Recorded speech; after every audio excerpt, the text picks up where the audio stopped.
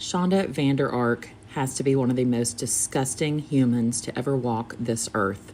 She was the mother and guardian of Timothy Ferguson, and he was 15 years old at the time of his death. In December of 2023, she was found guilty of first-degree murder and first-degree child abuse in the connection with Timothy's death.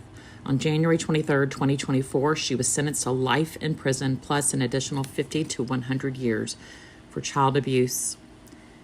What did she do to Timothy? It is one of the most disgusting and disturbing cases I've ever heard. She withheld food and nourishment. She would feed him bread soaked in hot sauce.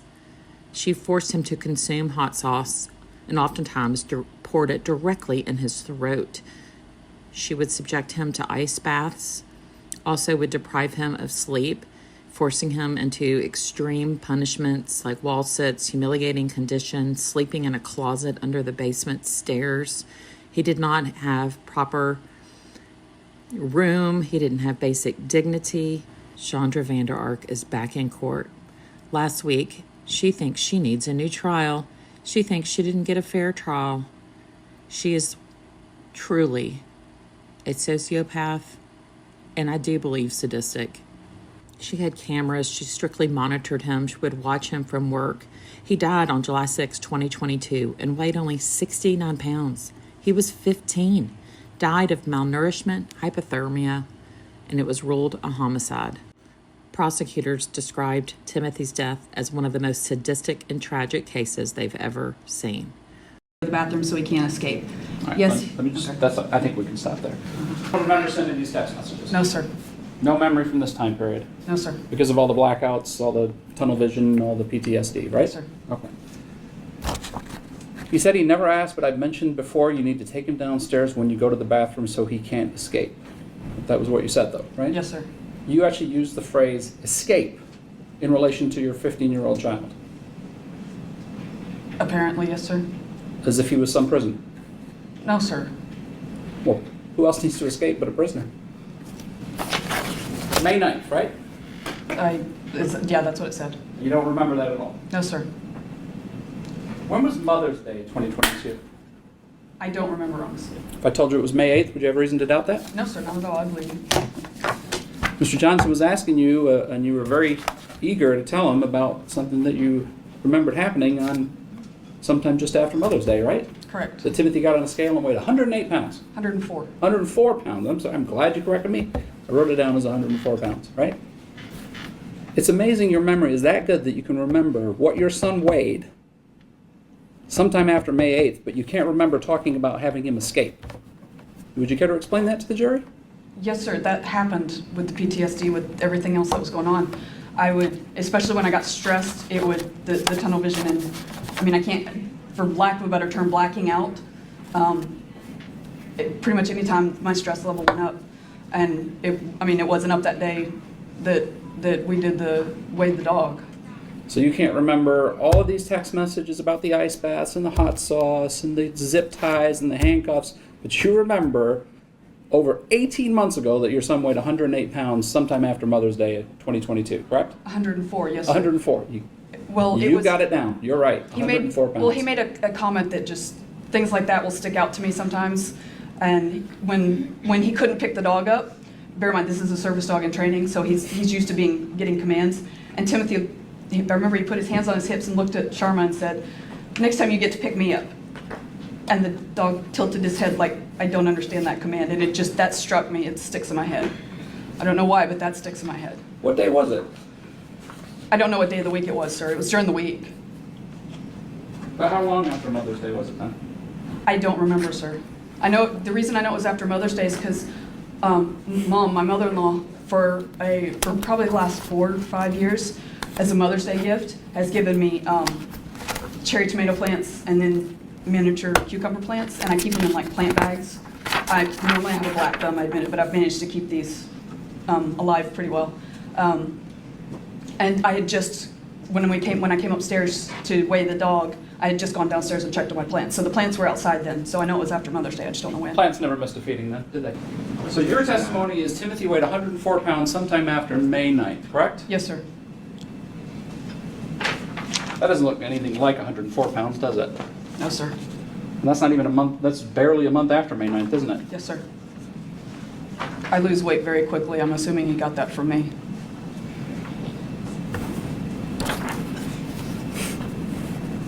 And again, the response to this was give him red, right? If that's what the text message says, yes, sir. And you were observing that ice bath from work, right? I glanced in on it. I wasn't observing the whole time. I couldn't.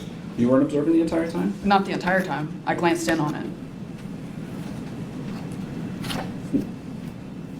Whenever you'd send a text message, you were also looking at the camera, weren't you? No, I wanted Paul to think I was. Okay. Remember that? Vaguely. You vaguely remember that text? Yes, sir. So you can remember the text where it tries to provide you with a defense to this, but you can't remember any of the horrible things that you did to Timothy. Is that your testimony here today? I don't have any control over what I can remember and what I don't, sir.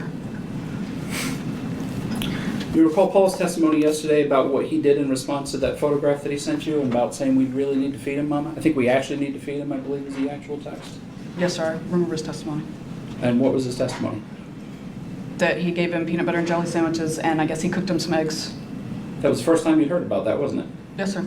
And that was not his instructions, was it? No, sir, but that was fine. I had no problem with that. Well, why did you just tell him to make him some eggs in the first place then? Because I didn't think of it. I was in the middle of something. I think we actually need to start feeding him, and the only thing you can come up with, instead of Paul thinking to give him scrambled eggs, is give him some bread. That's all you could think of. It's, I don't know. I was in the middle of something. I wouldn't have thought of eggs anyway, not in the middle of the day. You said that you would, the punishments, and I guess this 3 o'clock in the morning one about not letting him sleep or he gets an ice bath, so he's got to be awake at 3 o'clock in the morning. You said that was because he would keep you guys up in the middle of the night or wake you up in the middle of the night? Yes. Yes, sir. And again, you did really well on the logic and reasoning portion of the LSAT exam. Can you explain the reasoning behind keeping somebody awake when they're keeping you awake? To show them how it feels. It doesn't seem to make sense, but it made sense to me at the time. You didn't actually mean that as punishment. That was just out of spite. You were just angry with Timothy for keeping you awake, weren't you? No, it was meant as a punishment, sir. But it's also a punishment for yourself because you have to stay awake as well, don't you? I don't sleep much anyway, but yes, sir. Or Paul has to stay awake, right? Yes, sir. Paul's an insomniac as well. You testify before he dies, right? Yes, sir. You look like that when you put him in the bathtub?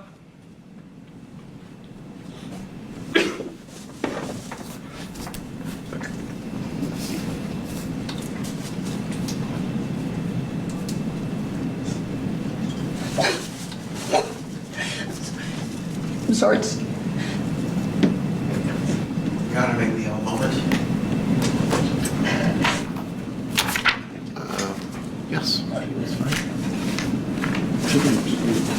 Ms. Vander, do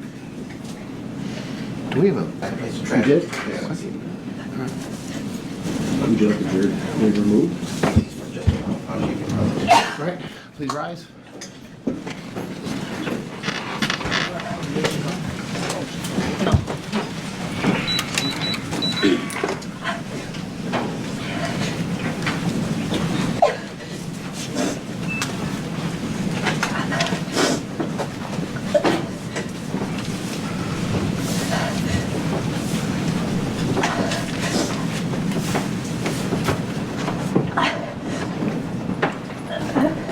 And then sometime before Paul leaves for work, he'll get another ice bath, and then another one when you get home. So 2 ice baths, in addition to the one he's already had, right? if that's what it says. And that's for the crime of sleeping. I don't know what the original, whatever happened before that. But you know what it was to get him to not do another one, right? Yes, sir. Let him know that That's if he what it tries says. to sleep at all. That's what it says, yes, sir. Yeah. Might want to toss the ice that is made into some Ziploc bags in the freezer tomorrow for if we need a bunch more. I think that kind of speaks for itself. We'll move on. His room when I did. I brought him downstairs with me so his sneaky butt escaped. I watched him go into his room. And what's your response there? I said he said he never asked, but I've mentioned before you need to take him downstairs when you go to the bathroom so he can't escape. All right, Yes. Let me just. Okay. I think we can stop there. Please make sure Timothy goes into his room with the alarm on when you leave. I should be unsure what part of Timothy going nowhere but the bathroom without being watched closely, but he stole a bunch more of the Easter basket today and hid the wrappers behind the washer and dryer because he obviously wasn't washed as he should have been. Okay, so at this point on May 9th, you're saying that Timothy needs to be watched if he goes everywhere except for the bathroom, right? He needs to be watched, yes, sir. For committing the crime of what? We had a combined Easter basket that year, and so I had divvied it out between everybody, and he stole some that was with cheese, and I don't remember if it was Paul's or mine, but he'd already had his portion of it. So taking candy from an Easter basket means that he gets watched and can't have any privacy anywhere except the bathroom, right? Yes, sir. Okay, keep going. May 9th, I don't think you need to read the top one. That's Paul's message. Go ahead and start reading there. From May 9th, 2022. So 3 o'clock in the morning, your 15-year-old child is not allowed to be sleeping. And if he does, he gets an ice bath, right? Yes, sir. Shanda Vander Arks, and I love this judge, and I love what he said to her when he was sentencing her. He held nothing back. And the reality of the situation here is that this person, Ms. Vander Ark, you intentionally engaged in these acts. This wasn't negligence. This is not understanding why, but you intentionally did this with a goal. And I think Mr. Johnson's correct. I don't believe there was an intent to kill here because you would have lost the very thing that you wanted to torture.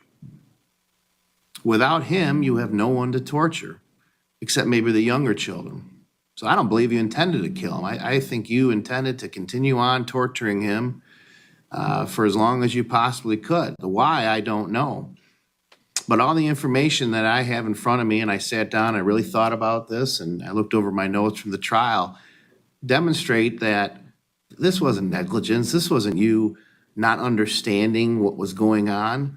You look through, I read through every single text message of the exhibit, 2,000 plus pages to try to understand what the heck was going through your mind. And what became entirely clear to me is that you knew exactly what you were doing.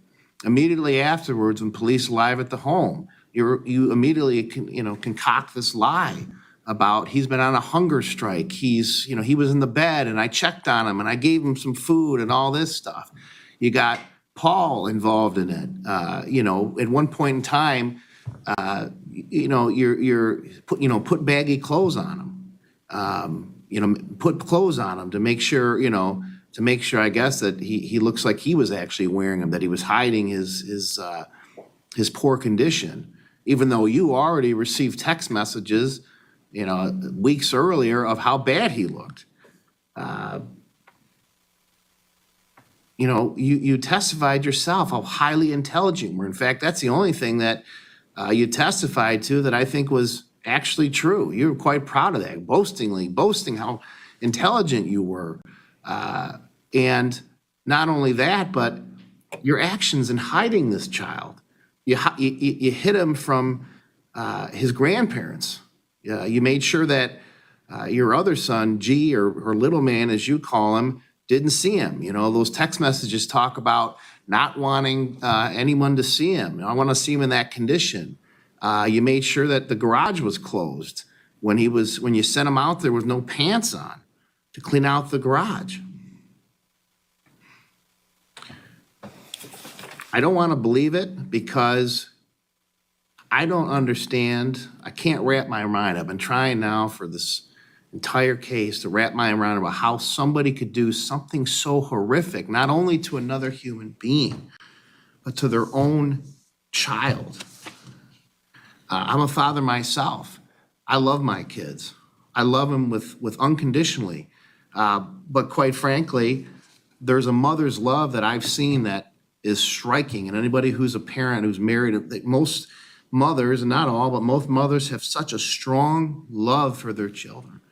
And to see what you did to your own child, I don't know if there's a word in the English language to describe how to describe it. I only can come up with just horrific.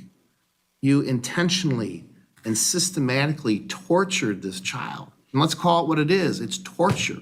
You tortured this child.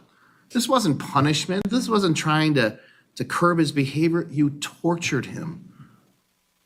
You monitored him obsessively. All the things you did. I looked through every one of the messages: bread with hot sauce, wall sits, up and down the stairs, sleep deprivation, ice baths, making him puke up food, monitoring his bathroom time, giving him 60 seconds in the bathroom if he went to urinated, or 5 minutes if he had a bowel movement. You made him sleep in the closet. You threatened us to make him sleep in the garage. You put Tabasco directly in his mouth. You made him put his hands over the head. Made him work in the garage with no pants.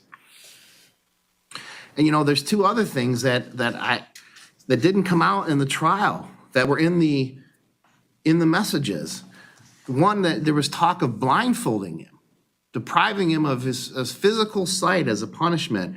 And the last thing that struck me is just absolutely horrific in terms of your thinking. There was mentioning of giving him salt water as a punishment. One of the text messages talks about, hey, tell Paul or tell Tim that I'm not going to do the saltwater punishment. And your reasoning for not punishing him was that, oh my God, we can't get him salt water, that could hurt him, that could kill him. But it was because you didn't want to give him another excuse to sit down on the toilet because he'd have diarrhea. He'd have diarrhea, and so he would have an excuse to sit down for a few more minutes while he was diarrhea from salt water. That was your excuse. That was your justification, not that it would hurt him. And you did so for what?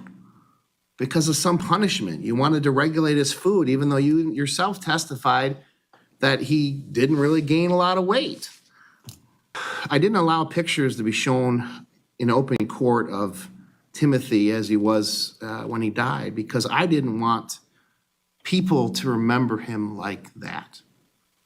Out of all the things you took away from him, one thing I didn't want you to take away from him was at least some shred of dignity. And then I also thought, well, I'm a judge, I'm a human being. I don't know how to right this wrong. We try to do that. I try to do that from the bench every day. There's no way to right this wrong except impose a sentence that essentially takes away your freedom. And I thought to myself, what do I do? And I will tell you this, I'm choosing not to remember your son dead, looking like a Holocaust victim, but I'm choosing to remember like that. And you can't even look at him. That's how he was. A beautiful child with a lot of life in his eyes. That's who your son was. And you took that from him. I'm choosing to remember him as a happy individual with life, not as an individual. And that's the picture I want people to remember of your son. You took that from him. You took it from him. For what reason, I don't know. Mr. Johnson's right. There is something broken in you. I don't know what that is, but it doesn't negate what you did here. So besides remembering him like that, I'm not going to let you hide in the darkness anymore. People know what you are now. They know what you did. You're not able to hide in the darkness anymore. Timothy won. And he won because we know what you did to him now. It's not hidden anymore. We know who you are. That's the way that I'm going to honor him. You don't win because justice, thank God, in this case prevailed. I can't even imagine if you had been able to resuscitate him. He'd be still suffering. So if there's anything I'm grateful for, would be that he finally passed away so you couldn't continue to torture him like you did. It's a sentence of the court. First as to count 2, child abuse in the first degree. The court sentences you 50 years to 100 years in prison. Credit for 575 days. Court is exceeding guidelines in this case. The court finds that the amount of torture that I've indicated in terms of the long-term suffering that Mr. Ferguson, Timothy went through, justifies on a reasonable grounds to depart from the guidelines. Used to be the standard was the guidelines. If the guidelines had taken into consideration all the elements, I don't think they would take into consideration the amount of absolute systematic, consistent torture that you engaged in here. I think that's enough reasons to justify departing from the guidelines. Asking for a new trial due to ineffective counsel. She says she's just too sick to testify and she needs to. She has a headache. You know what I think they should do is give her a bunch of hot sauce and maybe that'll make her feel better. Ms. Vander, if you want to come on around. Please remain standing and raise your right hand to be sworn as best you can. This matter now pending. Do you swear or affirm the testimony you're about to give be the truth, the whole truth, and nothing but the truth, so help you God? I do. All right, put your hand down and grab a seat. Please state your name for the record, spelling your first name and last name. Shanda Vander, Shanda, Vander, space capital ARK. All right, go ahead, Mr. Ambrose. Ms. Vander, you heard the, well, first off, your medical condition. Let's just briefly go through that. How's your condition right now? I'm miserable. Shanda could likely be best friends with Donna Adelson and Sarah Boone. The eternal victims, zero remorse for their victims, and they feel they should be exempt from court or have a delay or get out on bail because of a sore throat or a headache or tiny ear canals. I'm lightheaded. My head is just splitting. The back of my neck hurts constantly. It's something that goes along with the thyroid issue, I guess. I've been shaking. This is almost constant now. It started a couple days a week for a few hours at a time, and it's almost constant now. Would it be your preference to testify at another time? Absolutely. I feel like garbage. Garbage tends to feel like garbage. How did Timothy feel in an ice bath, eating hot sauce, malnourished? With that, Your Honor, I would renew my request for an adjournment. Can I have a sidebar with the attorney real quick? All right, we're back on the record in People versus Vander. Ms. Vander, you can stand down. You can go sit next to your attorney. Well, this is, as a practical matter, it's 1:49 p.m. The people indicate they have 3 witnesses they wish to call. Mr. Ambrose obviously prefers his client be in a better medical condition. Quite frankly, this is likely to go on past today anyway. So because of that, No. there's really no point right now in pushing her testimony forward right now if she's not feeling well. Okay. Oh, yeah, she does. She has a thyroid issue. She pointed out to me Okay. that it's protruding. She's undergoing testing. Won't know the results for another couple of weeks if it's cancerous or not. There is a family history of that as well. Okay.